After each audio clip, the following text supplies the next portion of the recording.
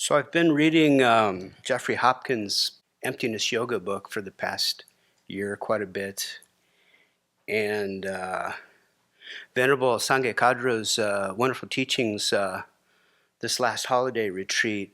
She touched on some teachings about dependent arising, and the day before the last teaching, I woke up at like 2 a.m., which when my mind's really good, I like to do, because then I can study early in the morning. I really enjoy that. But so I wrote down these points that I thought I'd share with you, and also some other things I thought about. So dependent arising, called the king or monarch of reasons, and it's one of the reasonings used to refute inherent existence. Basically, that things, that phenomena arise, prevents us going towards nihilism. Nothing exists. And also on the other end of the spectrum, that myself, phenomena, myself, feelings, experiences, and other people arise depending on causes and conditions. My self-grasping mind that I've had all my life, and apparently previous lives, does not want to change. It grasps at the false view of a solid inherent me, mine, and my. And I have subconsciously created a concept about myself that is solid and unchanging, permanent, it inherently existing. And if I feel that myself and all phenomena that my sense consciousness, my aggregates, observe are static, solid, permanent, inherent, unchanging, then I suffer. All the suffering is just based on a concept that I unknowingly conceive and invent. This is created by my mind and nothing else. I will always suffer unless I train my mind to be flexible and pliable, to realize that my experiences, myself, and other phenomena have parts and rely on causes and conditions. And while I was doing the Vajrasattva Nundro, I shared some of this during the teachings Venerable Sangye Kadro just did, and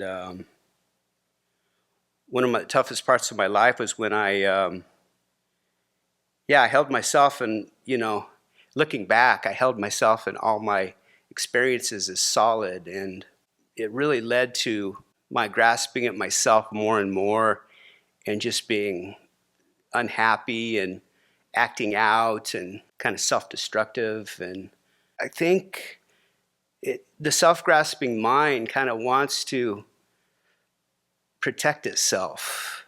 This was a time when I'd been coming to the Abbey for like 10 years, and I think, I don't know, stirred something up, and it was not a couple years after that where I thought about becoming a monastic, and I moved here for a winter. And at this time, I was very critical of myself first, and thusly others around me. I was having anxiety about myself and others' problems, trying to control others' actions, being critical of others' actions, basically trying to control everything around me. And the more I did that, I think the more I suffered. And I didn't realize then that my mind was the sole cause of all the suffering. My not thinking that myself and all phenomena had parts independent on causes and conditions. And not long after, last week, I was at the grocery store. I had to go into town, and I stopped in the grocery store, and I was walking behind an old man, and I noticed my mind becoming impatient. And in that moment, I was thinking, all I thought was, this guy in front of me is slow, and I am being held back. Those were the two solid thoughts in my mind. But I caught it, and then I thought, well, if I rush around him, I'm going to be rude. But then I thought, well, that thought could just be me. That could be, me trying the attachment to reputation, I thought, maybe, in there somewhere. But then I thought, well, if I just think, this man's old, there's a reason why he's moving slow, and he's earned that right. He hasn't lived this long. So I thought, thinking of causes and conditions, it broke that up real fast. And when I can do that, I don't think about myself so much. I can think of, outside myself. It's really hard to think this way because, we're so hard on ourselves. And at least I was, most all of my life. And it takes, at a certain point, I think, I know from reading Jeffrey Hopkins' book that you almost have to feel how hard and wrong the way we view everything is before you can think of how to turn it, because this is our natural way of thinking. And we shouldn't be too hard on ourselves in this process because it's normal. It's like breathing, and it's, we're all smart, and especially I think in Buddhism, that attracts us to this, and we all understand these certain concepts, but we got to fight against karma and our afflictions and this innate view of phenomena as permanent. And so thinking about more and more and meditating on dependent arising helps relieve all the sufferings. But I was thinking mainly at this stage for me, the first and second suffering, the suffering and the suffering of change. If I can think that things have parts, I can make my mind more flexible. I don't get stuck in, I have this giant problem in front of me and then I suffer because I have no control over that. But I have control over the way I think around these problems.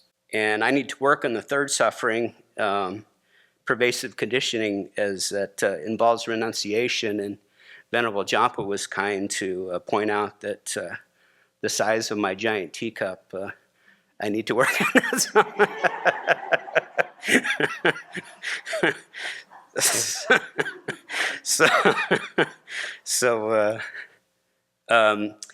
I pulled this quote out of Jeffrey Hopkins' book, Emptiness Yoga.